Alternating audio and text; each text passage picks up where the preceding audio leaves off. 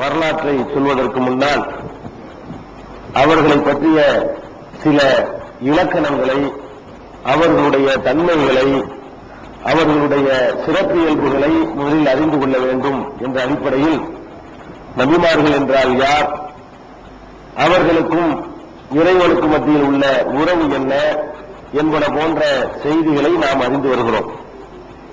நேற்றைய தினம் நபிமார்கள் என்ற இறைவனால் அனுப்பப்படக்கூடியவர்கள் மக்கள் நம்புவதற்கு ஏற்ற அற்புதங்களுடன், சான்றுகளுடன் அனுப்பப்பட்டார்கள். ஒரு அற்புதமும் வழங்கப்படாமல் நபிமார்களை இறைவன் அனுப்புவதில்லை என்பதை நேற்றைய தினம் பார்த்தோம். இந்த அற்புதங்களை பொறுத்தவரை இன்னொரு விஷயத்தையும் நாம் தெரிந்து கொள்ள கடமைப்பட்டிருக்கிறோம். அற்புதங்கள் என்றால் நபிமார்களுக்கு எப்படி அற்புதங்கள் நிகழ்கிறதோ, தீய சக்திகளுக்கும் சாதாரண மனிதர்களுக்கும் கூட சில நேரங்களில் அற்புதங்கள் நிகழ்வதுண்டு. இது நம்ம கவனத்தில் வைத்துக் கொள்ள வேண்டும். இந்த அற்புதத்தை வைத்துக் கொண்டு உடனே இறை தூதர் சொல்லிட முடியாது. நபிகள் நாயகம் ஸல்லல்லாஹு அலைஹி வஸல்லம் அவர்களுக்கு முன்னால் மூசா நபியுடைய காலத்தில் சாமுரின்னு ஒருத்தர் இருந்தான். மூசா நபியுடைய சமுதாயத்தில் அவன் ஒரு காளை மாட்டை தங்கத்துல உருவாக்கி, தங்கத்தால் காளை மாட்டை செஞ்சு சிற்பம் செஞ்சு அதுல கொஞ்சம் மண்ணெல்லி போடுறான். உடனே அது சத்தம் போட்டுச்சுன்னு நல்லா சொல்லி காட்டுறான். அந்த காளை மாடு என்ன செய்யுதுன்னா சத்தம் போட்டது. அவனை பிடிச்சி மூசா நபி விசாரிக்கிறாங்க, என்னப்பா இது, ஏன் இந்த மாதிரி மக்களை கெடுத்துட்ட அப்படின்னு கேட்கும் பொழுது அவன் பதில் சொல்றான், நீங்கள் தூர் சீனா மலைக்கு போன பிறகு இந்த தூதருடைய காலடி மண்ணை, உங்களுடைய காலடி மண்ணை கொஞ்சம் எடுத்து அதை நான் அது மேல போட்டு பார்த்தேன். அப்படியே மனசுல தோன்றியது. உடனே அது சத்தம் போட்டுருச்சு, நான் இதான் இறைவன் சொல்லி மக்களை ஏமாத்திட்டேன் அப்படின்னு அவன் சொன்னான். இதை திருமறை குர்ஆன்ல 20வது அத்தியாயத்தில் 87, 88, 89 ஆகிய வசனங்களில் பார்க்கலாம். அதே 20வது அத்தியாயத்தில் 95, 96, 97 ஆகிய வசனங்களில் இதை பார்க்கலாம். 7வது அத்தியாயத்தில் 148வது வசனத்தில் இதை பார்க்கலாம். அப்ப இறைவன், அதாவது ஒரு காளை மாட்டை சிற்பம் செய்து இதுதான் கடவுள் என்று அந்த மக்களை நம்ப வைப்பதற்காக வேண்டி கொஞ்சம் மண்ணெல்லி போடுறான். உடனே அதுல இருந்து ஒரு சட்டம் வருது. இந்த மாதிரி ஒரு அதிசயத்தை நம்ம கண்ணு முன்னாடி செஞ்சு காட்டின உடனே நாம் என்ன பண்ணிடக்கூடாதுன்னு கேட்டா, மயங்கிடக்கூடாது, ஏமாந்துடக்கூடாது. இது மாதிரி ஒருத்தர் செஞ்சு நான் இறைத்துலன்னு சொல்றாரு. அப்படிப்பட்ட நேரத்தில் இது எப்படி அணுகணும் என்று சொன்னால், அதையும் அந்த சாமரியுடைய வரலாற்றில் இருந்து அல்லாஹ் ரப்பல் ஆலமீன் நமக்கு சொல்லித் தர்றான்.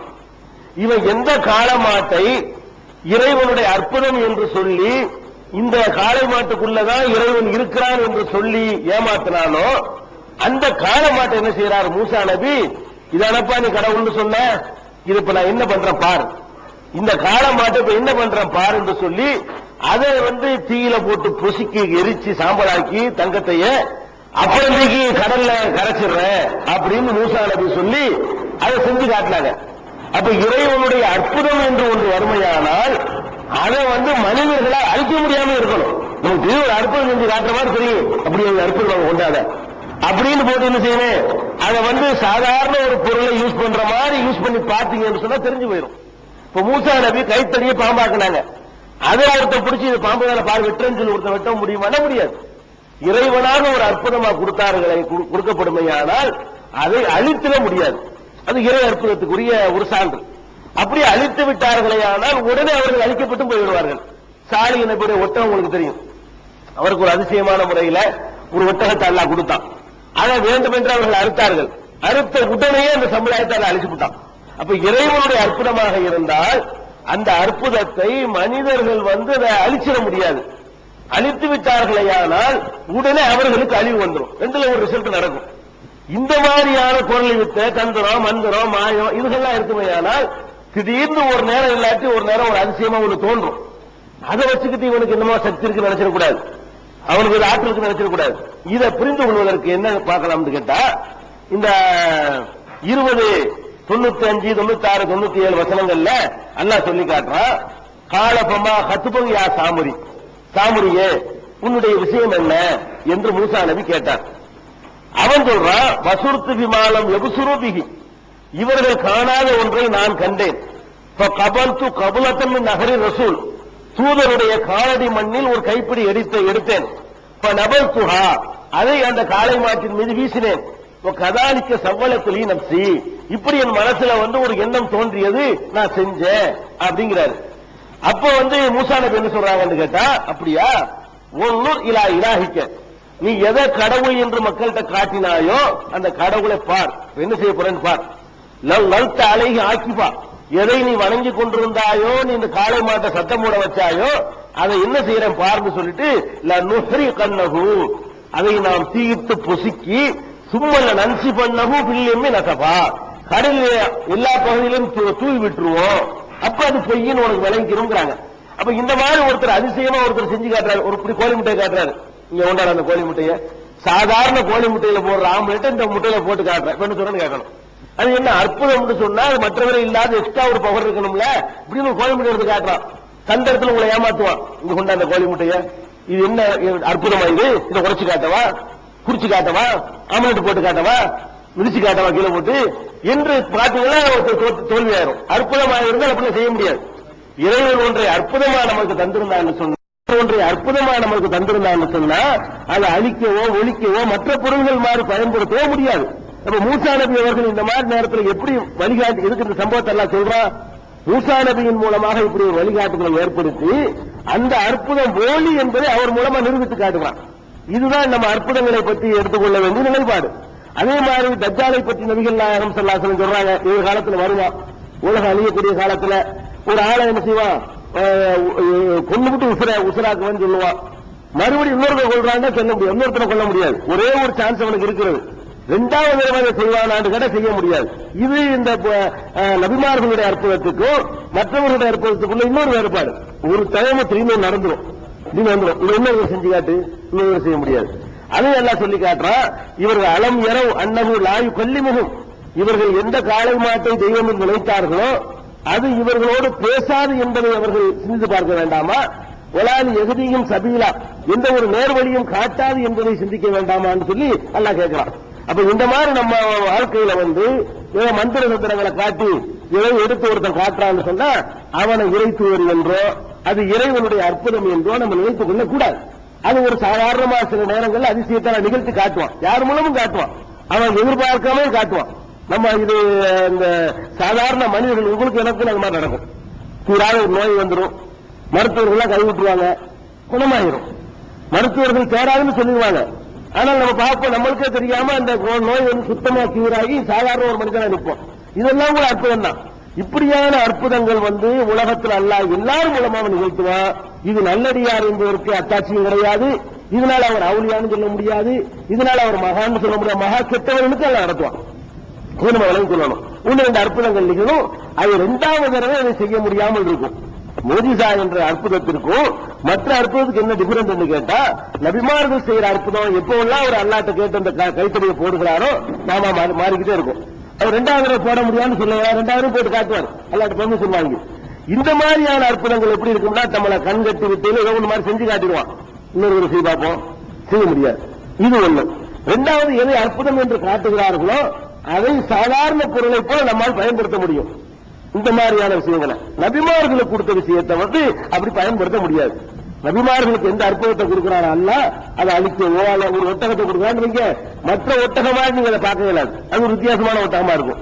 ஒரு ஊர்ல உள்ள கிணத்து நீர் கூட அது குடிக்கணும் பாருங்களேன். அந்த சாலிக நபிக்கு ஒட்டகத்தை கொடுக்கும் போது அல்லாஹ் என்ன சொல்லி அனுப்புறா, ஒரு நாளைக்கு ஊர் மக்கள் எல்லாம் தண்ணி குடிக்க, ஒரு நாளைக்கு இந்த ஒட்டகம் தண்ணி குடிக்கும். அன்னைக்கு யாரும் போகக்கூடாது, அதுக்கு மட்டுமே அவ்வளவு தண்ணி வேண்டியிருக்கு. ஊர் மக்கள் அத்தனை பேருக்கு உள்ள தண்ணியை அது குடிக்கும்னு சொல்லி காட்டுறான். சாலிக நபி வரலாறு வரும்போது அதை பார்த்துக்கிடுவோம். அப்ப அற்புதம் என்று சொன்னால் சராசரியான நடவடிக்கைகளால் அதை எடை போட முடியாமல் இருக்கும், சராசரியான நடவடிக்கைகளால் மதிப்பிட முடியாமல் இருக்கும். இதை நம்ம கவனத்தில் வைத்துக் கொள்ளணும். நம்ம வாழ்க்கையில சில பேர் குரல் செய்வாங்க, தந்திரங்கள் பண்ணுவாங்க, உளிச்சு வச்சு எடுப்பாங்க. இதுகளை எல்லாம் பார்த்து என்ன செய்ய முடியாது, நம்ம ஏமாந்துடக்கூடாது. இப்படிமா எலுமிச்சம்பழத்தை எடுப்பான், இப்படி எலுமிச்சம்பழத்தை எடுப்பான், அப்படியா எலுமிச்சம்பழம் எடுத்தியா, ஒரு பூசணிக்காய் எடுத்தான்னு கேட்கணும், எடுக்க இயலாது. இன்னொரு எலுமிச்சம்பழம் எடுத்தான்னு கேட்கணும், எடுக்க இயலாது. ஒரு எலுமிச்சம்பழத்தை செட்டப் பண்ணி மறைச்சு வச்சு கொண்டு வந்திருக்கிறான், அப்படி எடுத்து காட்டிடுவான். எலுமிச்சம்பழத்தை காட்டினவனா அவனுக்கு எதுவும் முடியும்னு சொல்லக்கூடாது. ஒண்ணு மறுபடியும் எடுத்து காட்டுன்னா மாட்டிக்கிடுவான். அல்ல இந்த எலுமிச்சம்பழத்தை கொண்டாடிப்ப இது என்ன இருக்குங்கிற, சாதாரண எலுமிச்சம்பழத்தை விட வேற ஏதாவது டெஸ்ட் கொடுவோமா, இதுல எக்ஸ்ட்ரா என்ன மாதிரி இருக்குன்னு பாப்போமா, அறுத்து காட்டவா, வேக வச்சு காட்டவா, காலில் போட்டு மிதிச்சு காட்டவா, இப்படி கேட்டு எல்லாம் அறிவிட்டு போயிடும். அப்ப அற்புதமான முறையில ஒண்ணு வந்துச்சுன்னு சொன்னா சாதாரண கடையில விற்க ஒரு எலுமிச்சம்பழத்தை விட வித்தியாசமா இருக்கணும்ல. சாதாரண மரத்துல காய்க்கிற ஒரு எலுமிச்சம்பழத்தை விட அது பவர் எக்ஸ்ட்ரா ஒரு மந்திரத்துல வந்துதானே அதுக்கு எக்ஸ்ட்ரா பவர் இருக்கணும் இல்லையா? அப்படிலாம் இருக்காது. அப்பதான் விளைவிக்கிறோம். எங்கேயோ எடுத்துட்டு வந்திருக்காங்க, இது எங்கேயோ கிளப்பிட்டு வந்திருக்கிறோம், அது விளைவிக்கிறோம். உங்களுக்கு பெங்களூர்ல சமீபத்தில் ஒரு கொஞ்ச நாளைக்கு வந்து சம்பவம் நடந்து தெரியும். என்ன வேண்டா ஒருத்தர் வாட்சி எடுத்து கொடுப்பாரு. வாட்சி வெறுங்க வீட்டுக்கார் வாட்சி வந்துருங்க. அப்புறம் என்னடா நான் சோதனை பண்ணி பார்த்தா அந்த கம்பெனில போய் வாட்சி 400 வாட்சி அந்த ஆசிரமத்துக்கு பில் போட்டு வாங்கியிருக்கிறாங்க. அந்த பில்லை எடுத்துட்டு வந்துட்டாங்க. பாரு 400 வாட்சி வாங்கியிருக்கிறேன், இந்த வாட்சி தான் எடுத்து கொடுக்குறேன். உலகத்துல இல்ல ஒரு பிராண்ட்ல இல்லாத ஒரு வாட்சி எடுத்து கொடு, அதுதான் டைட்டன் எடுத்து கொடுக்குறேன், அதுதான் சித்திரம் எடுத்து கொடுக்குறேன், இல்லாத ஒண்ணு எடுத்து கொடுப்பா. அப்ப மேரி இந்த ஆசிரத்தின் போட்டு மருமைன்னு போட்டு ஒண்ணு எடுத்து கொடு. அது இப்ப இருக்கிற 400 வாட்சி வாங்கி நான் வச்சுக்கிட்டு அதை தந்திரமா எடுத்துறான். அவ்வளவுதான். கடையில வாங்கிட்டு வந்தா எடுத்துறான். அப்ப இந்த மாதிரி மோதிரம் தர்றது, வாட்சி தர்றது, லிங்கம் தர்றது எல்லாம் ஒரு செட்டிங் தான். செட்டிங் பண்ணி செய்யலாம். அதனால இந்த மாதிரியான ஒரு அதிசயங்களை செஞ்சு காட்டின உடனே நீங்க ஏமாந்துடக்கூடாது. கண்ணுக்கு முன்னாடி சில ஆச்சரியத்தை செஞ்சு காட்டினாலும் அதை சோதிச்சு பார்க்கணும். எப்படி அற்புதங்கள் நபிமார்களுடைய அற்புதங்களை சோதித்து பார்த்தா நம்பினாங்க. அப்ப இந்த அற்புதங்களை சோதிச்சு பார்த்தீங்கன்னா அதுல ஒரு சாதாரண தந்திரம் இருக்கும், ஒரு ஏமாற்றுதல் இருக்கும், ஒரு கண்கட்டு வித்தை இருக்கும், வேற ஒண்ணு அதுல அற்புதம் ஒண்ணு இருக்காது. இதுல கவனமா இருந்தோம்னு சொன்னா நம்மளை யாரும் ஏமாத்திட முடியாது. இதை கவனத்தில் வைத்துக் கொள்ள வேண்டும். அடுத்தது நபிமார்களை பற்றி அறிந்து கொள்ள வேண்டிய இன்னொரு முக்கியமான விஷயம் என்னன்னு கேட்டா, இப்ப நபிமார்கள் இறைவனால் அனுப்பப்படுறவங்களுக்கு நமக்கு தெரியாத பல விஷயங்கள் தெரியும் இல்லையா? நபிமார்கள் இறைவனால் அனுப்பப்பட்டாங்கன்னா அவங்களுக்கு சொர்க்கம் தெரியும், நரகத்தை பத்தி தெரியும், மகசரை பத்தி தெரியும், அவங்களுக்கு பத்தி தெரியும், பல விஷயங்கள் அவர்களுக்கு அல்லாஹ் சொல்லிக் கொடுப்பான். இந்த நபிமார்களை பொறுத்த வரைக்கும் சில மக்கள் எப்படி நினைச்சுக்கிட்டு இருக்கிறாங்கன்னு கேட்டா, மறைவாய் இருக்கக்கூடிய எல்லா செய்திகளும் நபிமார்களுக்கு தெரியும், நபிமார்களுக்கு தெரியாத செய்திகளே ஒண்ணுமே இருக்காது அப்படின்னு நினைக்கிறாங்க. இந்த மறைவான விஷயங்கள் நபிமார்களுக்கு தெரியும், மற்றவர்களுக்கு தெரியாது நினைக்கிறாங்க பாருங்க. இது பற்றிய ஒரு ஞானத்தை நம்ம விளங்கிக் கொள்ள வேண்டும். அல்லாஹ் ரப்பல் ஆலமீன் தன்னுடைய திருமறையில 72வது அத்தியாயத்துல 26, 27, 28 வசனங்கள்ல ஒரு செய்தியை சொல்றான். என்ன சொல்றான்னு கேட்டா, ஆலிமுல் கைப், அல்லாஹ் மறைவானதை அறியக்கூடியவன். ஃபலா யுظஹிரு அலா கைபிஹி அஹதா, தனது மறைவான விஷயத்தை யாருக்கும் காட்டி தரமாட்டான். இந்த வசனத்துக்கு அர்த்தம் ஆலிமுல் கைப், அல்லாஹ் மறைவானதை அறியக்கூடியவன். ஃபலா யுظஹிரு அலா கைபிஹி அஹதா, தன்னுடைய மறைவான செய்திகளை எவருக்கும் அல்லாஹ் வெளிப்படுத்தவே மாட்டான். இது ஒரு வசனம். அடுத்த வசனம் எப்படி வருது கேட்டா, இல்லா மனிர்தலா மிர் ரசூலின், தனது தூதர்களில் யாரை பொருந்திக் கொண்டானோ அவர்களை தவிர. அப்படின்னு என்ன அர்த்தம்? மறைவான செய்திகளை எல்லாம் தூதர்களுக்கு காட்டி கொடுப்பான்னு அர்த்தம். இந்த வசனம் எப்படி சொல்லுதுன்னு கேட்டா, ஆலிமுல் கைபி, மறைவானவை அவன் அறியக்கூடியவன். ஃபலா யுظஹிரு அலா கைபிஹி அஹதா, தனது மறைவான செய்திகளை யாருக்கும் அவன் வெளிப்படுத்தவே மாட்டான். இல்லா மனிர்தலா மிர் ரசூலின், தான் பொருந்திக் கொண்ட தூதரை தவிர. அது தூதருக்கு என்ன செய்வான்? மறைவான பல விஷயங்களை அல்லாஹ் வெளிப்படுத்தி கொடுப்பான். அப்படிங்கிற இந்த ஆயத்தை வைத்துக் கொண்டு பல பேர் என்ன நினைக்கிறாங்கன்னு கேட்டா, நபிமார்களாக வந்தவங்களுக்கு மறைவானது எல்லாமே தெரியும், எதுக்கு பின்னாடி நடக்கிறது தெரியும், 10 வருஷத்துக்கு பின்னாடி நடக்கிறது தெரியும், போன மாசம் நடந்தது உங்களுக்கு தெரியும், பார்க்காம என்ன செய்யும் உங்களுக்கு தெரியும், 1000 வருஷத்துக்கு பின்னாடி என்ன நடக்குமோ உங்களுக்கு தெரியும். அது மறைவா இருக்கக்கூடிய எல்லாம் கையில மூடி வச்சுக்கிற என்னன்னு உங்களுக்கு சொல்லிவிடுவாங்க, மனசுல மறைச்சு வச்சுக்கிற என்னன்னு அவங்களால கண்டுபிடிக்க முடியும். இதெல்லாம் மறைவானது. ஒருத்தர் உள்ளத்துல உள்ளதை கண்டுபிடிக்கிறது, மறைச்சு வச்சுக்கிறத கண்டுபிடிக்கிறது, சவத்துக்கு பின்னாடி இருக்கிறத கண்டுபிடிக்கிறது, வீட்டுக்கு பின்னாடி இருக்கிறத கண்டுபிடிக்கிறது, இப்படியான விஷயங்கள் எல்லாம் இறை தூதர்களுக்கு தெரியும் என்று இந்த வசனத்தை ஆதாரமாக கொண்டு சில பேர் சொல்லுவாங்க. குர்ஆன் தெரியாத உங்களுக்கு அவங்க சொல்ற மாதிரி இருக்கு இந்த வசனம். அதாவது மறைவான விஷயத்தை யாருக்கு வெளிப்படுத்த மாட்டான், பொருந்திக் கொண்ட தூதர்களை தவிர. பொருந்திக் கொண்ட தூதர்களுக்கு என்ன செய்வாங்க? மறைவானதை எல்லாம் சொல்லிக் கொடுத்துருவான்னு விளங்குது. அவ் மறைவான ஞானம்ங்கிறது அல்லாஹ்வுக்கு தெரிகிற மாதிரி அவங்களுக்கும் தெரியும் சொல்லி இந்த வசனத்தை வைத்துக் கொண்டு இவங்கள்ட்ட வாங்கிடுவார்கள். சில பேர் வாங்கிட்டுக் கொண்டு இருக்கிறார்கள், இப்போ வாங்கிட்டுக் கொண்டு இருக்கிறார்கள். ஆனால் இதை நீங்க முழுசா பார்க்கணும். இன்னும் 2 வசனத்தை சேர்த்து பாத்தீங்கன்னா இது என்ன சொல்லுதுங்கிறது விளங்கிடும். மறைவானதை தூதருக்கு சொல்லுவான். இன்னஹு யஸ்லுக்கு மின் பைனி யதைஹி வ மின் ஹல்ஃபிஹி ரஸதன் லியஅலம அன் கத் அப்லகு ரிசாலாத்தி ரப்பிஹிம் வ அஹாத பிமா லதைஹிம் வ அஹ்ஸா குல்ல ஷைஇன் அததா. இதுல அல்லாஹ் என்ன சொல்றான்னு கேட்டா, தூதர்களுக்கு மறைவானதை சொல்லுவான், சொல்லி அவருக்கு ஒரு கண்காணிப்பாளரையும் ஏற்பாடு செய்வான். ஏற்பாடு செஞ்சு தனக்கு சொல்லப்பட்ட செய்திகளை எல்லாம் மக்களுக்கு இவர் சொல்கிறாரா என்பதை அவர்கள் கண்காணிப்பார்கள் அப்படின்னு இந்த தொடர்ச்சி வருது. இந்த ஆயத்தில் எப்படி வருதுன்னு கேட்டா, மறைவானதை தூதருக்கு சொல்லுவான். தூதருக்கு சொல்ற மறைவானது அவன் என்ன செஞ்ச ஆவனு, மக்களுக்கு சொல்லி ஆவனு. இதெல்லாம் கரெக்டா மக்களுக்கு சொல்றாராங்கிறத கண்காணிக்கிறதுக்கு வேற வானவர்களை ஏற்படுத்துறானா. தூதர்களுக்கு மறைவானதை சொல்லிக் கொடுத்து அந்த மறைவானதை மக்களுக்கு அவர் போதிக்கிறாரா அப்படின்னு கண்காணிக்கிறதுக்கு நான் ஆளை ஏற்பாடு பண்ணுவேன் நல்லா சொல்றான். அப்ப இது எந்த மறைவானதை சொல்லுது? சொர்க்கம். இது நம்ம பார்க்கல. ரசூலுக்கு அல்லாஹ் வந்து காட்டி கொடுக்கறானா, அவர் தனக்குள்ள வச்சுக்கிறே இல்லாது இதுன்னு சொல்லிட்டு போயிடுவாரு. நரகத்தை பத்தி அல்லாஹ் அவருக்கு காட்டி கொடுக்கறானா, அவர் தனக்குள்ள வச்சுக்கிறே இல்லாது. அப்ப மறைவான விஷயங்களை அல்லாஹ் சொல்லிக் கொடுக்கறான்னு சொன்னா, எந்த விஷயங்கள் மக்களுக்கு சென்றடைய வேண்டும் என்று அல்லாஹ் விரும்புறானோ அந்த மறைவான விஷயத்தான் சொல்லிக் கொடுக்கிறான். அதெல்லாம் உங்களுக்கு சொல்லிட்டாங்க. நபிமார்களுக்கு அல்லாஹ் என்னென்ன மறைவான விஷயங்களை சொல்லிக் கொடுத்தானோ அந்த மறைவான விஷயங்கள் எல்லாம் நமக்கும் சொல்லப்பட்டு விட்டது. நபிமார்களுக்கு சொன்னது நபிமார்களுக்காக இல்லை, விளங்கிக்கணும். நபிமார்கள் மக்களுக்கு சொல்வதற்காகத்தான் அல்லாஹ் சொன்னான். அப்ப மறுமை இருக்குன்னு அல்லாஹ் சொல்லிக் கொடுத்தான் நபிமார்களுக்கு. அந்த மறுமை இருக்குங்கிற அவர் மட்டும் தனக்கு வச்சுக்கிட்டாரு. மறுமை இருக்குன்னு உங்களுக்கு சொன்னார். மறுமையில விசாரணை நடக்கும் அல்லாஹ் சொல்லிக் கொடுத்தான். அது மறைவான விஷயம், யாரும் பார்க்கல. அது உங்களுக்கு தெரியும். அல்லாஹ் நபிக்கு சொல்லிக் கொடுக்கிறான், நபி உங்களுக்கு சொல்லிட்டு போயிட்டாங்க. சொர்க்கத்தில் என்னென்னலாம் கிடைக்கும் என்று அல்லாஹ் ரப்பல் ஆலமீன் நபிமார்கள் சொல்லிக் கொடுத்தான். தனக்குள்ள மறைச்சு வச்சுட்டாரு அவரு. உங்களுக்கு தெரியும் சொர்க்கத்தில் என்னென்ன கிடைக்கும் என்பதை எல்லாம் நபி ஸல்லல்லாஹு அலைஹி வஸல்லம் நமக்கு சொல்லிட்டு போயிட்டாங்க. நரகத்தில் எப்படிப்பட்ட தண்டனைகள்லாம் இருக்கும் அல்லாஹ் சொல்லிக் கொடுத்தா நபி ஸல்லல்லாஹு அலைஹி வஸல்லம். அதை தனக்குள்ள வச்சுக்கிட்டாங்களா? இல்ல, சொல்லி தந்து போயிட்டாங்க. அப்ப இது தீன் சம்பந்தப்பட்ட மறைவானதை தான் அல்லாஹ் சொல்லி காட்டுறான். முதுகுக்கு பின்னாடி என்ன இருக்குங்கிற கண்டுபிடிக்கிற மறைவு அல்ல இது. இதுல சொல்ற விஷயம் என்னன்னு கேட்டா, மக்களுக்கு தூது செய்தியை ஒழுங்காக சொல்கிறார்களா என்று பார்ப்பதற்காக அந்த மறைவான விஷயங்களை அல்லாஹ் சொல்லிக் கொடுப்பான். மறைவான விஷயத்தை நம்ம நிறைய நம்புறோம்ங்க. என்ன மறைவு? அல்லாவே மறைவுதான் நம்ம நம்புறோம். சொர்க்க மறைவான விஷயம் நம்புறோம், நரக மறைவான விஷயம் நம்புறோம், அவருடைய வாழ்க்கை மறைவான விஷயம் நம்புறோம், ஹவுல் கௌசர்ங்கிறது மறைவான விஷயம் அதை நம்புறோம், ஒரு எடை போட்டு பார்க்கிற நன்மை தீமைகளை அது வந்து மறைவான விஷயம் அதை நம்புறோம். அப்ப இப்படி எவ்வளவோ மறைவான விஷயங்கள் இருக்கிறது நம்ம நம்புறோம். இந்த மறைவான விஷயங்கள் எல்லாம் தூதர்களுக்கு அல்லாஹ் சொல்லிக் கொடுத்து தூதர்கள் நமக்கு சொல்லிட்டு போயிட்டாங்க. அப்ப தூதர் வந்து எந்த ஒரு மறைவான விஷயத்தையும் மக்களுக்கு சொல்லாம இருக்க முடியாது. அல்லாஹ் சொல்லிக் கொடுத்த மறைவான விஷயங்களை மக்களுக்கு சொல்றதுக்கு தான் அல்லாஹ் அவருக்கு சொல்லுவானே தவிர அவருக்கு மட்டும் பிரத்யேகம் வச்சுக்கிறதுக்கு சொல்றது இல்லை. அப்ப இந்த வசனம் எதை சொல்லுதுன்னு நல்லா விளங்கிறனே, இறை தூதர்களால் அனுப்பப்பட்டவர்கள் வந்து எல்லா மக்களும் அறிந்து கொள்ள வேண்டிய மறைவான விஷயங்களை அவர்களுக்கு அல்லாஹ் சொல்லிக் கொடுப்பான். அவர்களும் மக்களுக்கு அதை சொல்லிக் கொடுத்து விடுவார்கள். நமக்கு என்ன சொல்லித்தரப்பட்டிருக்கிறதோ இதை தாண்டி ஒரு தம்படி கூட தூதருக்கு தெரியாது. மறைவான விஷயங்கள் அல்லாஹ் என்னவெல்லாம் சொல்லிக் கொடுக்கிறானோ அதுல ஒன்ன கூட ரசூல் ஸல்லல்லாஹு அலைஹி வஸல்லம் நமக்கு சொல்லாம விட்டதில்லை. என்ன கொண்டு போயிட்டாங்க. நமக்கு என்னவெல்லாம் தெரியுதோ அதான் ரசூல் ஸல்லல்லாஹு அலைஹி வஸல்லம் தெரியும். மறைவான விஷயம் எடுத்துக்கிட்டீங்கன்னா இப்ப எது உங்களுக்கு சொல்லித்தரப்பட்டு தெரிகிறதோ இதுதான் ரசூல் ஸல்லல்லாஹு அலைஹி வஸல்லம் தெரியும். ரசூல் ஸல்லல்லாஹு அலைஹி வஸல்லம் என்ன தெரிகிறதோ அது எல்லாம் உங்களுக்கு சொல்லி தந்து போயிட்டாங்க. இதுதான் இங்க மறைவான விஷயங்கிறானே தவிர வேற எதுவும் சொல்லல. அதாவது 10 வருஷத்துக்கு பின்னாடி நடக்கிற காரியங்கள் அதெல்லாம் ரசூலுல்லாஹ் அல்லாஹ் சொல்லிக் கொடுக்கல.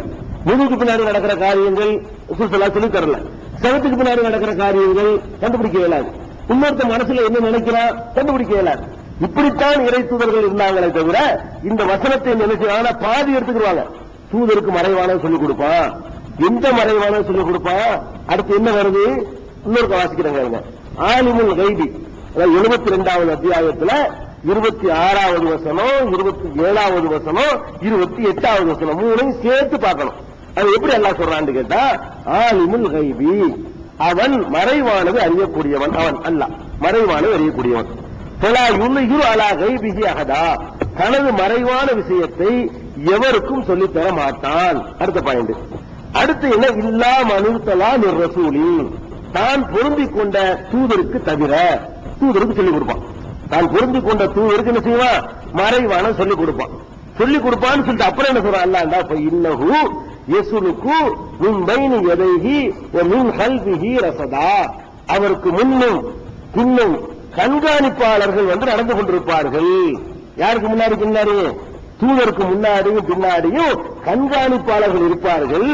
எது கண்காணிப்பாளர் கேட்டா, லியஅலம அன்கது அப்லகு ரிசாலாத்தி ரப்பிஹிம் இந்த தூதர்கள் தங்களுடைய தூது செய்தியை மக்களுக்கு சொன்னார்களா என்பதை அறிவிப்பதற்காக, கண்காணிப்பதற்காக என்று அல்லாஹ் சொல்லி காட்டுகிறான். அப்ப இந்த மறைவான விஷயத்தை தூதர்கள் அறிவார்கள் என்று அல்லாஹ் சொல்றான, அதெல்லாம் நம்பிக்கை சம்பந்தப்பட்ட விஷயம், மார்க்க சம்பந்தப்பட்ட விஷயம். மார்க்க சம்பந்தத்தில் என்னென்ன மறைவான விஷயங்களை நம்ப வேண்டுமோ அதையெல்லாம் அல்லாஹ் தூதர் கண்டிப்பா சொல்லி கொடுத்தா நம்ம நம்பணும். அவங்களுக்கு எதையெல்லாம் அல்லாஹ் சொல்லி கொடுத்தானோ அதையெல்லாம் அவங்க நமக்கு சொல்லிட்டாங்க நம்பணும். அப்ப நபிகள் நாயகம் தனக்கு மறைவானது அல்லாஹ் 100 சொல்லி கொடுத்து 90 சொல்லிட்டு 10 மறைக்குவாங்களா ரசூலுல்லாஹ்? மறைவான விஷயங்கள் அல்லாஹ் 100 சொல்லி கொடுத்துட்டா 100மே மக்களுக்கு தேவையான விஷயம். அதுல 90 சொல்லிட்டு 10 ரசூலுல்லாஹ் மறைக்குவாங்களா?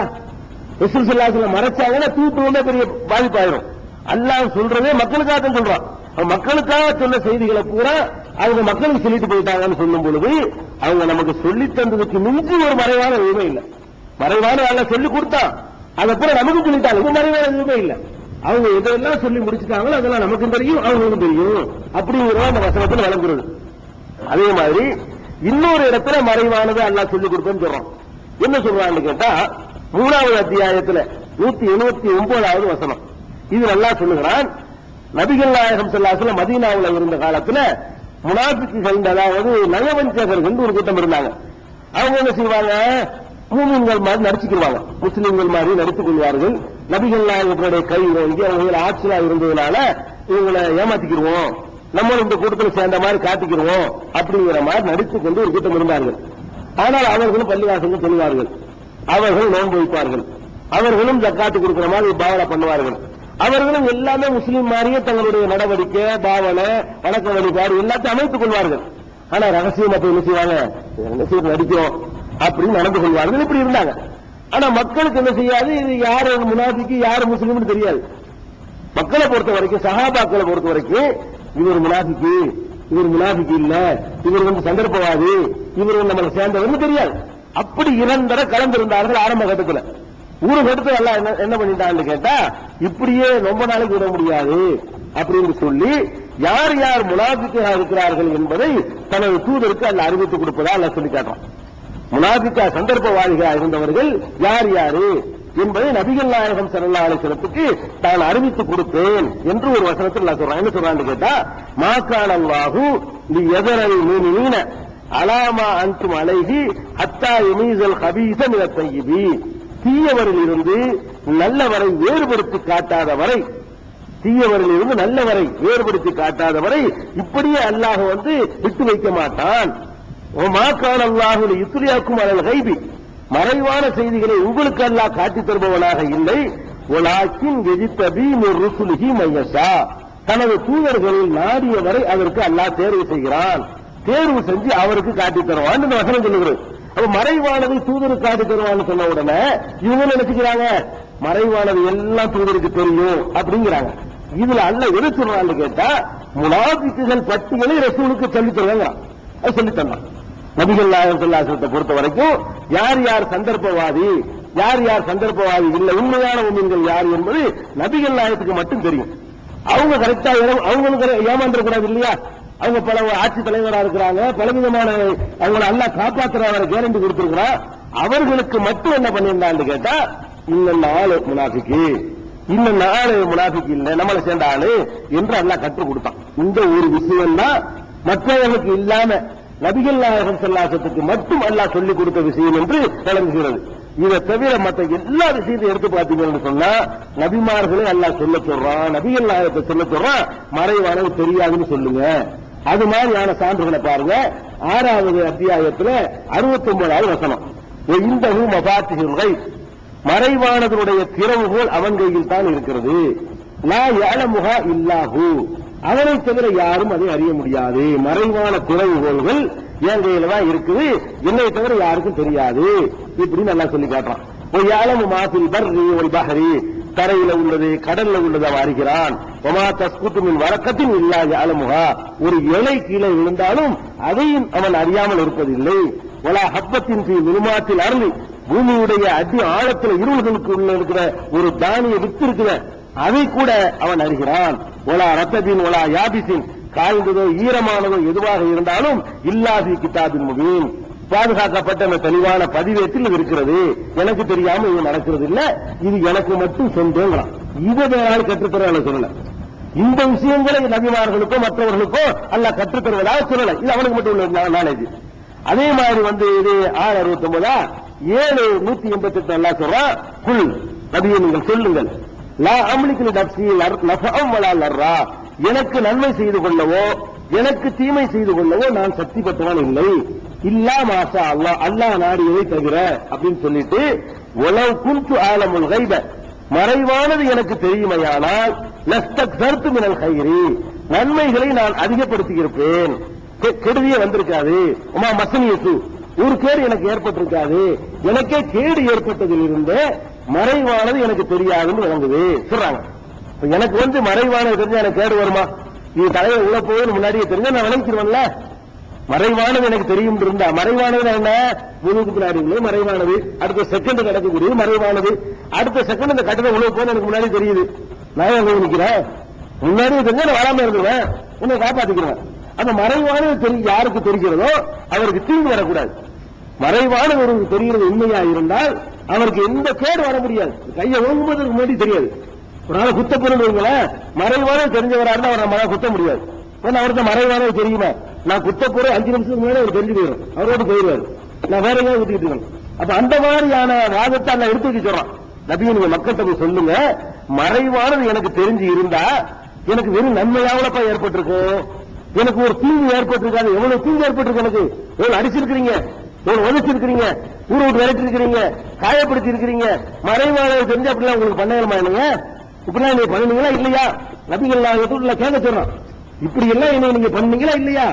அப்ப எப்படி எனக்கு மறைவானது தெரியும் நீங்க நம்புறீங்க என்று கேளு அல்லாஹ் சொல்லி காட்டுறான். அப்ப இந்த விஷயங்கள் எல்லாம் மறைவானது நபிமார்கள் கற்றுக் கொடுக்கல. எதை கற்றுக் கொடுத்தாங்க சொல்ல வர்ற, மறைவானது கற்றுக் கொடுத்தா உண்மை. அந்த மறைவு என்னன்னா ஈமான் கொள்ள வேண்டிய மறைவு, சொர்க்கம் நரகம் மறுமை, அந்த மறைவு தானே தவிர அடுத்த வினாடி நடக்கக்கூடிய அல்லாஹ்வுடைய அதிகாரத்தில் உள்ள மறைவு இருக்குது அது அல்ல. ஈமான் கொள்ள வேண்டிய மறைவானது நபிமார்களுக்கு தெரியும், அது நமக்கும் தெரியும். அதே மாதிரி இன்னொரு வசனத்தில் எடுத்துக்கிட்டீங்கன்னா 10வது அத்தியாயம் 20வது வசனத்தில் சொல்றா, இவர்கள் சொல்கிறார்கள், லவ்லா உன்சில அலைஹி ஆயத்தின் ரப்பிஹி, இறைவன் புறத்திலிருந்து இவருக்கு ஒரு அற்புதம் அருளப்பட வேண்டாமா என்று கேட்கிறார்கள். ஃபக்குல் நபியே நீங்கள் சொல்லுங்கள், இன்னமல் கைபுல் இல்லாஹ், மறைவான விஷயங்கள் அல்லாஹ்வுக்கு சொந்தமானது, மறைவான விஷயம் அல்லாஹ்வுக்கு சொந்தமானது, என்கிட்ட கேட்காதீங்க என்று பதில் சொல்லுங்க அப்படிங்கிற அந்த விஷயத்திலையும். அதுக்கப்புறம் அல்லாஹ் சொல்றா 11வது அத்தியாயத்தில் 31வது வசனம், வலா அக்கூலுக்கும் இந்திய ஹஸாயினுல்லா, அல்லாஹ்வுடைய பொக்கிஷங்கள் என்னிடத்தில் இருக்கின்றன, கருவூலங்கள் இருக்கின்றன என்று நான் சொல்ல மாட்டேன். வலா ஆலமுல் கைப, மறைவானதை நான் அறியவே மாட்டேன். வலா அக்கூல் இன்னி மலக்கும், நான் ஒரு வானவர் என்று உங்கள்கிட்ட சொல்ல மாட்டேன் என்று சொல்லுங்க அல்லாஹ் நபிகள் நாயகத்தை பார்த்து 11:31. அதே மாதிரி என்ன செய்யறான்னா, உங்களுக்கு சுலைமான் நபி தெரியும், அவருக்கு பெரிய ஆற்றல் எல்லாம் கொடுத்திருந்தான், மற்ற எந்த நபிக்கு கொடுக்காத அளவுக்கு ஆற்றலை கொடுத்திருந்தான். பறவைகளுடைய பாஷை அவருக்கு தெரியும், காற்றை கூட அவருக்கு வசப்படுத்தி கொடுத்திருந்தான், ஜின்களையும் சைத்தான்களையும் கூட அவருடைய ஆளுகையின் கீழே எல்லாம் அமைச்சு வச்சிருந்தா. அவர் என்ன செய்யறாரு, ஒரு நாள் அந்த ஹுதுங்கிற பறவை அதை காணா, ஒரு நாள் இங்க அந்த பறவையை காணா அப்படின்னு கேட்கிறாரு. பக்கத்தை பெயர பறவையை தேடி பார்க்கிறாரு, கணக்கிட்டு பார்க்கிறாரு, ஹுதுங்கிற பறவையை காணா. அப்ப கால மாலிலா ஆரல் ஹுதுஹுத அம்கான மினல் காயிதீன், எங்க அந்த ஒரு பறவை மட்டும் காணவில்லை, அது எங்க போயிடுச்சு அப்படிங்கிறாரு. அப்ப அந்த பறவை என்ன செய்ய எங்க போனது எங்க தெரியல.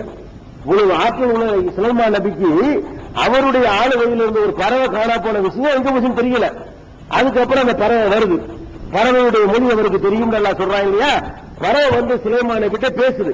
என்ன பேசுதுன்னு கேட்டா, ஜித்துக்க மின் சபையின் நபையின் யக்கீன், சபா என்ற ஊரில் இருந்து ஒரு நல்ல ஒரு உறுதிமிக்க செய்தியை கொண்டு வருகிறேன், உனக்கு தெரியாத ஒன்றை நான் அறிந்து வந்திருக்கிறேன். அகத்து அப்படி சொல்லுங்க பறவை, உனக்கு தெரியாது சுலைமானே, உனக்கு தெரியாது, உனக்கு தெரியாத ஒரு செய்தி, ஒரு மெசேஜ் நான் வந்திருக்கிறேன் அப்படின்னு அந்த பறவை சொன்னதாக இது 27வது அத்தியாயத்தில் 20, 21, 22 இந்த வசனங்களை இதை பார்க்கலாம். அந்த தொடர்ச்சியில் 27 பார்க்கலாம். அப்ப சுலைமான் நபிக்கு இவ்வளவு ஆட்சியில கொடுத்திருக்கும் பொழுது பக்கத்துல ஒரு ராணி ஆட்சி புரிகிற மேட்ரோ, அங்க உள்ள ஆட்சி முறைகளோ இந்த பறவை சொல்லித்தான் அவருக்கு தெரிய வருது. மறைவானது தெரியல, பறவை எங்க முடிச்சும் தெரியல. பறவை நான் இங்க போனேன்னு வழக்கம் சொன்னோன்னா அவனுக்கு தெரிய ஆரம்பிக்குது. இந்த மறைவான விஷயங்களை எல்லாம் யாருக்கெல்லாம் சொல்லிக் கொடுக்க மாட்டான், இறை தூதருக்கு சொல்லித்தர மாட்டான். இந்த நம்பிக்கை ஈமான் சம்பந்தப்பட்டது இல்ல, நாம் எதை நம்ப வேண்டுமோ அந்த மறைவான விஷயங்களை தான் சொல்லிக் கொடுப்பான். நம்ம எதை நம்பணும்? சொர்க்கத்தை நம்பணும், அது அல்லாஹ் சொல்லித்தான் தரணும். நரகத்தை நம்பணும், அது அல்லாஹ் சொல்லித்தான் தருவான். ஆகிரத்தை நம்ம நம்பணும், அது கண்டிப்பா அல்லாஹ் சொல்லி தருவான். நாளைக்கு என்ன எனக்கு நடக்கும்ங்கிறது எனக்கு சொல்லித்தர தேவையில்லை, ஒரு தூதருக்கும் சொல்லித்தர தேவையில்லை. எனக்கு என்னென்ன ஆபத்து நாளைக்கு ஏற்படும் என்பதை ஒரு தூதருக்கு அல்லாஹ் சொல்லித்தர மாட்டான். உலகத்தில் என்னென்னவெல்லாம் நடக்குது என்பதை நான் நம்ப தேவையில்லை, அல்லாஹ் சொல்லித்தரவும் தேவையில்லை. இந்த விலையும் கொண்டவங்க வேணால் குழப்பம் வராது. அதே மாதிரி அல்லாஹ் ரப்பல் ஆலமீன் 27வது அத்தியாயத்துல 65வது வசனத்துல சொல்றான், குல் லா யஅலமு மன் ஃபிஸ் ஸமாவாத்தி வல் அர்தி, வானங்களிலும் பூமியிலும் உள்ள யாரும் அறிய மாட்டார்கள், அல் கைப மறைவானது அறிய மாட்டார்கள், இல்லல்லாஹ் அல்லாஹ்வை தவிர. மலக்குகள் கூட தெரியாதுதான். வானங்கள்ல உள்ளவர்கள் தான் மலக்குகள், மலக்குகளுக்கு தெரியாது. பூமியில உள்ளவர்கள் ஜின்னு சைத்தான் இல்ல மனிதன், யாரும் அறிய மாட்டார்கள், இல்லல்லாஹ் அல்லாஹ்வை தவிர அறிய மாட்டார்கள். அப்ப வானம் பூமி மொத்தத்தில் எடுத்துக்கொண்டாலும் சரி, மறைவான விஷயங்களை அறிதல் என்பது எவருக்கும் கிடையாது. இது எல்லாம் வழங்கிக்கும் தெளிவா அல்லாஹ் சொல்லி காட்டுறான். 27:65 சொல்றான். அதை விட இப்ப இப்ராஹிம் நபி எவ்வளவு சிறந்த நபி, ரொம்ப உயர்ந்த நபி. அவர்கிட்ட என்ன செய்யறாங்க, சில வானவர்கள் வர்றாங்க, மலக்குகள். எதுக்கு வர்றாங்க கேட்டா, லூத் நபியுடைய சமுதாயத்தை அழிப்பதற்காக வர்றாங்க. அந்த வானவர்கள் எதுக்கு வர்றாங்கன்னா, லூத் நபியுடைய சமுதாயத்தை அழிக்கிறதுக்கு வர்றாங்க. லூத் நபி இப்ராஹிம் நபி ஒரே காலத்தில் வாழ்ந்தவர்கள், வெவ்வேறு ஊர்ல. ஆனா 2 பேருடைய சமுதாயம் வேற, ஒரு காலத்தில் வாழ்றாங்க, பக்கத்து பக்கத்து ஊரு. அப்ப லூத் நபியுடைய சமுதாயத்தை அழிக்க போகும் பொழுது சுலைமான் நபி அவரை இப்ராஹிம் நபியும் சந்திக்க வர்றாங்க. அவர் வந்தவுடனே என்ன பண்றாருன்னு கேட்டா, தூதர்கள் வந்த உடனே அவசர அவசரமா என்ன செய்யறாரு, ஒரு காளை கன்று அறுத்து நல்லா குறிச்சு விருந்து கொடுக்கிறாரு, சாப்பிடுங்கிறாரு. அப்ப வந்தது மலக்கு சாப்பிட மாட்டாங்கல்ல, வானவர்கள் சாப்பிடுவாங்களா? சாப்பிட மாட்டாங்க. வானவர்கள் சாப்பிட மாட்டார்கள் இப்ராஹிம் நபிக்கு தெரியுமா தெரியாதா? தெரியும். எனக்கு தெரியும், உங்களுக்கு தெரியுமா? நபிக்கு தெரியாம இருக்குமா? வானவர்கள்ங்கிறவங்களுக்கு சாப்பாடு கிடையாது, உண்ண மாட்டார்கள் தெரியும். ஆனால் இவருக்கு எது தெரியலன்னா, வந்தது வானவர்கள் தெரியல. தூதர்கள் வர்றாங்க, லூத் நபியுடைய சமுதாயத்தை அழிக்கிறதுக்கு வர்றாங்க. வந்தோன்னு அவசர அவசரமா விருந்து உபசரிக்கிறதுல இவர் ரொம்ப மிகுத்தாள். இப்ராஹிம் நபி விருந்தாளி வந்துட்டாங்க, டக்குனு நினைக்கிறாரு, அறுத்து கிருத்து பொறிச்சு கிரிச்செல்லாம் வைக்கிறாரு, அவங்க முடிக்கிறாங்க. அப்பதான் ஒரு வானவருக்கு விளங்குது, இந்த மலக்குகள் சொன்ன பிறகு நான் லூத் நபி சமுதாயத்தை அழிக்கிறதுக்கு அனுப்பப்பட்டிருக்கிறோம், இந்த சம்பவத்தை எங்க இருக்குன்னு பார்க்கலாம்னு கேட்டா 11வது அத்தியாயத்துல 69வது வசனத்துல பார்க்கலாம், 51வது அத்தியாயத்துல 25வது வசனத்துல பார்க்கலாம். வந்து நீங்க யாரும் புது ஆட்களா இருக்கிறீங்க பாருங்க, யாருன்னு கேட்கிறாரு. மலக்குகள் வர்றாங்க, வந்தது மலக்குதான் என்பது யாருக்கு தெரியல? இப்ராஹிம் நபிக்கு தெரியல. அப்ப இந்த மாதிரி மறைவானது ரெண்டா நீங்க பிரிக்கணும். மறைவான விஷயங்கள் என்று சொல்வது ஒரு அடுத்த வினாடியில் உலகத்தில் நடக்கக்கூடிய காரியங்கள், அடுத்த வினாடி நடக்கக்கூடிய காரியம் மறைவான விஷயம் தானே. அடுத்த செகண்ட் என்ன நடக்க தெரியாது, மறைவான விஷயம்.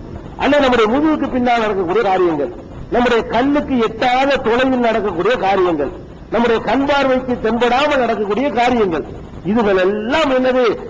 மறைவான விஷயங்கள். இந்த மாதிரியான விஷயங்கள் இறைவனை தவிர யாருக்குமே தெரியாது, இது உறுதியா நம்பணும். இன்னொரு மறைவான விஷயம் இருக்கிறது, அது நம்மோடு சம்பந்தப்பட்ட விஷயங்கள். அது என்ன மறைவான விஷயம்? நாம் நல்லவர்களாக நடந்தால் நமக்கு கிடைக்க வேண்டிய பரிசுகள் மறைவான விஷயம். நாம் கெட்டவர்களாக நடந்தால் நமக்கு கிடைக்கக்கூடிய தண்டனைகள், அது மறைவான விஷயம். இதுகளை நம்ம தெரிஞ்சு வச்சிருந்தா தான் நம்ம ஒழுங்கா நடப்போம். இது நமக்கு தேவை இருக்குது. இந்த மறைவான விஷயங்களை அல்லாஹ் சொல்லிக் கொடுப்பான். மறைவானதை சொல்லியும் கொடுப்பான். அப்படி சில வசனங்களும் இருக்கிறது. மறைவானதை சொல்லிக் கொடுக்க மாட்டான் என்றும் வசனங்கள் இருக்கிறது. அப்ப மறைவான விஷயங்களை ரெண்டா பிரிச்சு கொண்டீர்களா குழப்பம் வராது. மறைவான விஷயங்கள்ல ஈமான் கொள்வதற்கு ஏற்ற மறைவான விஷயங்களை கண்டிப்பா அல்லாஹ் சொல்லி தருவான். அது நபிமார்களுக்கு சொல்லுவான், நபிமார்கள் நமக்கு சொல்லுவாங்க. ஈமானோட சம்பந்தம் இல்லாத மறைவான விஷயங்களை அல்லாஹ் தன் கையில வச்சிருக்கிறான். யாருக்கும் ஒருவருக்கு தன்னுடைய மௌத்து எப்போது கூட தெரியாது. எந்த அளவுக்கு அல்லாஹ் மறைச்சு வச்சிருக்கிறான்னு கேட்டா, நபிகள் நாயகம் இருக்கிறாங்க, எத்தனாம் தேதி மூத்தா போனாலாம் அவங்களுக்கு தெரியுமா? தெரியாது. மூசா நபி வாழ்ந்தாங்க, நம்ம எத்தனாம் தேதி என்ன கிழமை எந்த இடத்துல மூத்தா போகணும் தெரியுமா? தெரியாது. எந்த ஆத்மாவும் எந்த இடத்தில் தான் மரணிப்போம் என்று அறிய மாட்டார்கள் எல்லாம் சொல்லி காட்டும். அப்ப இந்த மாதிரி விஷயங்களை எல்லாம் தூதர்களுக்கு சொல்லிக் கொடுக்க மாட்டான். எதை சொல்லிக் கொடுப்பா? நம்மோட மறுமை சம்பந்தப்பட்ட விஷயங்கள். இந்த துன்யாவோட மரணத்துக்கு பிறகு என்னென்னலாம் நமக்கு மறுமையில கிடைக்குமோ, கபூர்ல இருந்து சொர்க்கம் போற வரைக்கும் உள்ள எல்லா ஸ்டேஜும் மறைவானது, அதுகளை சொல்லிக் கொடுப்பான்னு விளைவிக்கணும். இது நபிமார்களை பற்றி அறிந்து கொள்ள வேண்டிய அடுத்த விஷயம். இன்னொரு இறுதியான ஒரு விஷயம் இருக்கிறது, நபிமார்களை பற்றின விஷயம். அல்லாஹ் தொடர்ந்து நபிமார்கள் அனுப்பினான். ஆதம் அலைஹிஸ்ஸலாத்துக்கு ஆரம்பிச்சு முஹம்மது ஸல்லல்லாஹு அலைஹி வஸல்லம் வரைக்கும் அனுப்பினான். முகமது ஸல்லல்லாஹு பிறகு நபி வருவாங்களா வரமாட்டாங்களா? இதுதான் ரொம்ப முக்கியமான விஷயம்.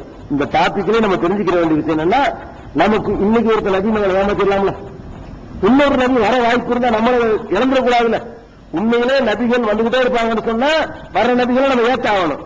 நபிகள் வரமாட்டார்கள் சொன்னா போலிகளை நபி நம்ம நம்பாம நம்மளை காப்பாற்றி ஆகணும். அப்ப நபிகள் நாயகத்துக்கு பிறகு நபிகள் வர முடியுமா? நபியோ ரசூலோ வர முடியுமா முடியாதா? அதுல நாம் தெளிவாக இருந்தோமையானால் இனிமே ஒருத்த வந்து நம்ம நபி என்று சொல்லி ஏமாற்றும் பொழுது இந்த சான்றுகள் தான் முன்னாடி நிற்கும். அப்ப நபிமார்கள் வரலாறை நம்ம தெரிந்து கொள்ளும் பொழுது நபிகள் நாயகத்தோட நபிமார்கள் வருகை முற்று பெற்று விட்டது. இது நீங்க நம்பணும். ஆதம் அலைஹிஸ்ஸலாத்திலிருந்து ஆரம்பிச்ச நபிமார்கள் வருகை முகமது நபியோட நிறைவுபடுத்தி விட்டது. முகமது நபிக்கு பிறகு ஒருவரும் நபி வரமாட்டாரு. இது எங்க இருக்குன்னு கேட்டோம்னா திருக்குர்ஆன்ல ஏராளமான சான்றுகள் இருக்கிறது. நபிகள் நாயகம் ஸல்லல்லாஹு அலைஹி வஸல்லம் ஹதீஸ்களிலும் சான்று இருக்கிறது. இது ரொம்ப கவனமா நீங்க ஆழமா பதிய வச்சுக் கொள்ளணும், நம்ம ஏமாறாம இருக்கிறதுக்காக வேண்டி. ஏன்னு கேட்டா ஒரு கொஞ்ச நாளைக்கு முன்னாடி நாகூர்ல ஒருத்தன் நான் ஆலிம் ஜார்ஜி அப்படின்னு சொல்லி வந்தான். அவன் நபியும் தான். அவனுக்கு ஒரு கூட்டம், கஞ்சா குடிப்பான், எல்லாம் செய்வான், அவனை நம்பிட்டு ஒரு கூட்டம். கீழக்கரையில் அபு இஸ்ராயில் ஒருத்தன் வந்து நான் தான் நபி, எனக்கு வேதம் வருதுன்னு சொன்னான் கீழக்கரையில். அவனுக்கு பின்னாடி ஒரு பெரிய கூட்டம் போடுச்சு. அப்புறம் ஆளு காண போயிட்டான், ஒண்ணுலாம் போயிட்டான். இருந்த இடம் தெரியல, செல்வாக்கு எல்லாம் போயிடுச்சு. அதே மாதிரி இப்ப இந்த ரசாதுகளுக்கு அந்த ஒருத்தர் நான் தான் தூதர்லாம், மிர்சா குலாம் நான் தான் நபி, புதுசு புதுசா வந்து சொன்னாங்க. இது எடுப்படல. அப்ப அதுக்கு நம்ம எதுக்கு நம்ம இந்த மாதிரிலாம் சொல்றோம்னு கேட்டா அந்த ஆதாரங்களை தெரிஞ்சு வச்சுட்டோம்னு சொன்னா நம்மளை ஏமாற்ற முடியாது அப்படிங்கிறதுக்காக தான். இப்ப ஃபர்ஸ்ட் என்னன்னு கேட்டா 34வது அத்தியாயம் 28வது வசனம். இதுல அல்லாஹ் என்ன சொல்றான்னு கேட்டா ஒமா அர்சல்னாக உம்மைங்கிற முகமது ராசத்தை குர்ஆன்ல சொன்னா, குர்ஆன்ல உம்மைன்னு ரசூலுல்லாஹ் தான். உம்மை நாம் அனுப்பவில்லை இல்லா காஃபத்தல் லின்னாஸ், முழு மனித குலத்திற்கும் தவிர நாம் அனுப்பவில்லை. மனித குலம்னு சொல்லிட்டான். காஃபத்துன்னா ஒரு நபர் கூட விடுபட முடியாது. மொத்த மனித சமுதாயத்திற்கு இப்ப உண்மை தூதரை அனுப்பியிருக்கிறோம். இதுக்கு முன்பு நம்ம அப்படி அனுப்புற வழக்கம் கிடையாது. ஒவ்வொரு சமுதாயத்துக்கும் ஒரு நபி அனுப்புவோம், ஒவ்வொரு ஏரியாவுக்கு ஒரு நபி அனுப்புவோம், ஒவ்வொரு மொழிக்கு ஒரு நபி அனுப்புவோம், ஒவ்வொரு காலகட்டத்துக்கு ஒரு நபி அனுப்புவோம். இப்ப உண்மை எப்படி அனுப்பியிருக்கிறோம்னு கேட்டா மனித குலம் முழுமைக்கும் நபியாக அனுப்பியிருக்கிறோம். ஏமா அரசல்னாக்க இல்லா காஃபத்தல் லின்னாஸ், மனித குலம் காஃபத்துல முழுமை, ஒரு நபர் கூட விடுபடக்கூடாது. மனுஷன் எவனெல்லாம் வர்றானோ அவ்வளவு பேருக்கும் இவர் தான் நபி. அவங்க மூத்தா போனாலும் அவருடைய போஸ்ட் காலியாகல, காலியான அடுத்தாள் வருவாரு. ஒரு போஸ்ட் எப்ப காலியாகுதோ, ஜனாதிபதி இடம் காலியான அடுத்தாள் உட்காருவாரு. ஜனாதிபதிங்கிற அந்த இடம் காலியாகலன்னு சொன்னா அதுல யாரும் உட்கார முடியாது. நபிகள் நாயகத்தை பொறுத்த வரைக்கும் அவங்க மூத்தா போயிட்டா கூட அவங்களுடைய தூதுத்துவங்கிற போஸ்ட் மூத்தாவன. அவங்களுடைய ஹதீஸ் தான் நமக்கு வழிகாட்டிக்கிட்டு இருக்கும். அவங்களுக்கு கொடுத்த குர்ஆன் தான் நமக்கு வழிகாட்டி கொண்டிருக்கும். அப்ப இது அல்லாஹ் என்ன சொல்றான்னு கேட்டா ஒமா அர்சல்னாக இல்லா காஃபத்தல் லின்னாசி பஷீரம் வ நதீரா, மக்களுக்கு நற்செய்தி சொல்லக்கூடியவராகவும் எச்சரிக்கை செய்யக்கூடியவராகவும் மனித குலம் முழுமைக்கும் உம்மை அனுப்பியிருக்கிறோம் அப்படிங்கிற 34:28. நபிகள் நாயகத்துக்கு யாரும் கிடையாது, தெளிவா வழங்குது. 7வது அத்தியாயத்துல 158வது வசனத்தில் அல்லாஹ் சொல்லி காட்டுகிறான், குல் நபியை நீங்கள் சொல்லுங்கள், யா அய்யுஹன்னாஸ், மனித குலமே, யா அய்யுஹன்னாஸ்னா மனித குலமே அர்த்தம். இன்னி ரசூலுல்லாஹி இலைக்கும், நான் உங்களுக்கு அல்லாஹ்வின் தூதராவேன். அப்படின்னா கூட அது ஆழம் இல்ல. ஜமீஅன், அனைவருக்கும், மனிதர்களாக இருக்கிற அனைவருக்கும் என்ன இருக்கிறனா அல்லாஹ்வுடைய தூதராக இருக்கிறேன். இப்ப ஈசா நபி இருக்கிறாங்க, அவங்க ஒரு சமுதாயத்துக்கு அனுப்பப்பட்டாங்க. அவங்க அனுப்பப்பட்ட சமுதாயத்தில் என்ன சொன்னாங்க தெரியுமா? யா பனி இஸ்ராயீல இன்னி ரசூலுல்லாஹி இலைக்கும், இஸ்ரவேல் மக்களே நான் உங்களுக்கு அல்லாஹ்வுடைய தூதர்னு அந்த இஸ்ரவேல் மக்களை எல்லாம் கூப்பிட்டாரு. மனிதர்களை அவர் கூப்பிட முடியாது, ஏன்னா மனித குலத்துக்கு கூட அவர் அனுப்பப்படல அப்படின்னு குர்ஆன் அல்லாஹ் சொல்லி காட்டுறான். மூசா நபி போய் பனி இஸ்ராயீல்களுக்கு தான் சொன்னாரு, பனி இஸ்ராயீல்கள் கூப்பிட்டாரு. அப்ப ஒவ்வொருவரும் யாருக்கு அனுப்பப்பட்டார்களோ அவர்களை அழைத்துத்தான் தங்களுடைய தூதுக்கு சொல்லுவார்கள்.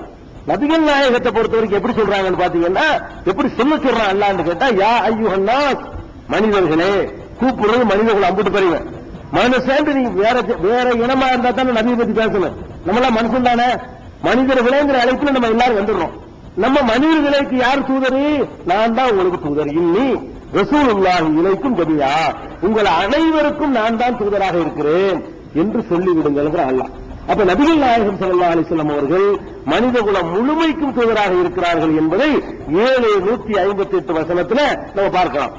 அதே மாதிரி 9வது அத்தியாயம் 93வது வசனத்துல ஹுவல்லதி அர்ஸல ரசூலஹு பில் ஹுதா வ தீனில் ஹக், அவன்தான் தன்னுடைய தூதரை நேர்வழியோடும் உண்மையான மார்க்கத்தோடும் அனுப்பினான். எதுக்கு அனுப்பினான்னு கேட்டா லியுல்ஹிரஹு அலா தீன் குல்லிஹி, எல்லா மார்க்கங்களை விட மேலோங்க செய்வதற்காக. இது ஒண்ணுதான் இருக்கணும், எல்லாத்தையும் விட மேலோங்க செய்வதற்காக அனுப்பினேன் என்று சொல்லும் பொழுது இதுக்கு மேல இன்னொன்று வராது என்பதையும் இந்த வசனத்தில் காணுகிறோம். இது 9:33 33:40 அல்லாஹ் சொல்லி காட்டுகிறான். மாக்கான முஹம்மதுன் அபா அஹதின் மின் ரிஜாலிக்கும், முகமது இருக்கிறாரே அவர் உங்களில் எந்த ஆண்களுக்கும் தந்தை இல்லை, உங்களில் எந்த ஆண்களுக்கும் எதுக்கு அல்லாஹ் சொல்றான்னு கேட்டா நாங்க ஏற்கனவே சொல்லியிருக்கிறேன். ஜெயிதுங்கிறவருடைய தந்தை என்று சொல்லிட்டு இருந்தாங்க. ஜெயிது வளர்ப்பு மகன் இருந்தார்ல, வளர்ப்பு மகனுக்கு தந்தைன்னு சொல்லிட்டு இருந்தாங்க இல்லையா, அதை மறுக்கிறான்ல. முகமது அவர்கள் உங்களில் எந்த ஆணுக்கும் தந்தை இல்லை, வலாக்கின் ரசூல் அல்லாஹ், என்றாலும் அல்லாஹ் ஒரு தூதராக இருக்கிறார். காத்தமன் நபியின், நபிமார்களுக்கு முத்திரையாக இருக்கிறார். நபிமார்கள் சீல் வச்சாச்சு. சீல் வச்சா என்ன அர்த்தம்? இன்னொன்னு வரையலாது. இப்ப சீல் வைக்கிறாங்க ஒரு பொருளை, தபால் பத்திரிகை சீல் வைக்கிறாங்க என்ன அர்த்தம்? அது சீல் வச்ச பிறகு நீங்க போடுற கடிதங்கள் உள்ள போகாது. பைக்குள்ள சீல் வச்சுட்டாங்கன்னு சொன்னா அந்த சீல் வைக்கிறதுக்கு முன்னாடி உள்ள கடிதம் தான் போகும். அதுக்கு பிறகு நீங்க பெட்டில போட்டீங்கன்னா அடுத்த பையில தான் போவாங்க. அந்த பைய முடிஞ்சு வச்சது. அப்ப அல்லாஹ் என்ன செய்யறாங்க, முகமது ஸல்லல்லாஹு அலைஹி வஸல்லம் பேரே என்னங்கிறா, காத்தமுன் நபியின், நபிமார்களுக்கு முத்திரை சீல் உள்ள கிடையாது, பினிஷ் பண்ணியாச்சு அப்படின்னு சொல்லி போறான். இது எங்க இருக்குன்னா 33:40 இருக்கிறது.